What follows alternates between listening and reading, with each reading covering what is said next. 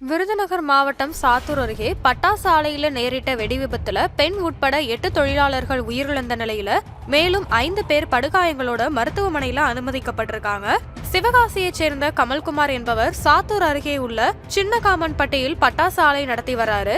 இங்கு 48 அறைகள்ல 80க்கும் மேற்பட்ட தொழிலாளர்கள் பணிபுரிந்து வந்தாங்க. இந்த நிலையில வழக்கம் போல 20 தொழிலாளர்கள் ஆலையில பெண் சிறக பட்டாசு உற்பத்திக்கு தேவையான மணிமருந்து கலவை தயாரிக்கும் பணியில ஈடுபட்டிருந்தாங்க. அப்போது எதிர்பாராத விதமா திடீர்னு உராய்வு காரணமா பயங்கர வெடி விபத்து ஏற்பட்டது. இதுல 8 அறைகள் இடிந்து சேதமானது.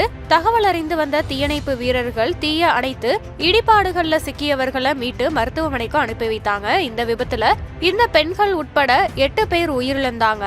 படுகாயமடைந்த 5 பேர் சிகிச்சைக்காக மருத்துவமனையில அனுமதிக்கப்பட்டிருக்காங்க. பட்டாசு ஆலையோட உரிமையாளர் கமல்குமார் மீது வழக்கு பதிவு செய்த போலீசார் பட்டாசு ஆலையோட போர்மேனை கைது செய்து விசாரணை நடத்திட்டு வர்றாங்க. விபத்து நடந்த ஆலையோட உரிமம் தற்காலிகமா ரத்து செய்யப்பட்டிருக்கு. விபத்து நடந்த பட்டாசு ஆலையில விருதுநகர் மாவட்ட ஆட்சியர் சுகபுத்ரா நேர்ல ஆய்வு மேற்கொண்டு அதிகாரிகள் கிட்ட அது குறித்த விவரங்களை கேட்டறிந்தாரு.